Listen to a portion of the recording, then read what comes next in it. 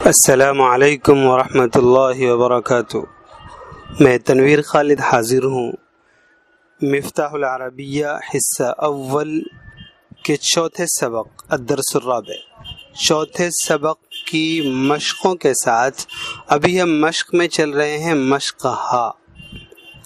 بہت آسان سا سبق ہے، کچھ خاص نہیں ہے، پرانے اسباق، پرانے قاعدے انہی کی مشق مقصود ہے، کچھ نیا سا نہیں ہے، لیکن پرانی باتیں بھی یاد رہنی چاہیے، اس لیے اسے بھی ہم کر لیتے ہیں۔ تو آئیے دیکھتے ہیں کیا ہے کہ بے عقل چیزوں کو پوچھنے کے لیے ماں آتا ہے، جبکہ عقل والی چیزوں کو پوچھنے کے لیے من آتا ہے۔ یہ آپ لوگ جانتے ہیں۔ تو ما ہاذا، ہاذا قلم، یہ کیا ہے؟ یہ قلم ہے۔ ما ہاذہ، یہ کیا ہے؟ ہاذہ مزرعۃ، مزرع کا جو وزن اس میں اعلیٰ کے طور پر استعمال ہوتا ہے۔ ہاذہ مزرعۃ، یہ کیا ہے؟ کھیت ہے۔ ما تلک، وہ کیا رے بولتے کیا نہیں آپ لوگ؟ تلک برکۃ، وہ تالاب ہے۔ چلیے، وہ تالاب ہے۔ ما ذالک، ذالک مسجد، وہ کیا ہے؟ وہ مسجد ہے۔ ما ذالک، وہ کیا ہے؟ ذالک منزل، وہ گھر ہے۔ ایک گھر بھی کہہ سکتے ہیں اور گھر ہے بھی کہہ سکتے ہیں، سب آپ جانتے ہیں۔ من ھذا،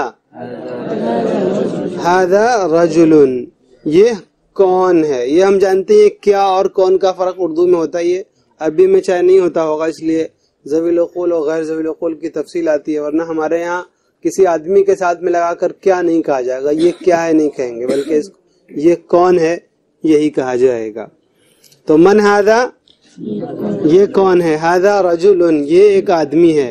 من ھذہ، یہ کون ہے؟ ھذہ امرأۃ، یہ ایک عورت ہے۔ من ھذہ، ھذہ طالبۃ۔ من ذالک، ذالک معلم، وہ کیا ہے؟ معلم ہے، ایک استاذ ہے، ایک ماسٹر صاحب ہیں۔ ما تلک، جی وہ کیا ہے؟ اب یہ کون نہیں رہے گا بلکہ کیا ہو جائے گا؟ کیا، وہ ایک مدرسہ ہے۔ من ذالک، وہ کون ہے؟ ذالک سائق، وہ ڈرائیور ہے۔ من تلک، وہ کون ہے؟ تلک استاذۃ، وہ استانی ہے، وہ ماسٹرنی ہے، وہ معلمہ ہے۔ جی ہاں، تو یہ چوتھا سبق مکمل ہو گیا۔ امید ہے کہ یوں ہی ہم ساتھ بنے رہیں گے اور سیکھتے رہیں گے عربی زبان۔ آگے بہت سارے کمنٹس آئے اس بارے میں کہ ہم یہ جاننا چاہتے ہیں کہ کون سے حرف پر زبر، کون سے حرف پر پیش کیسے آتا ہے۔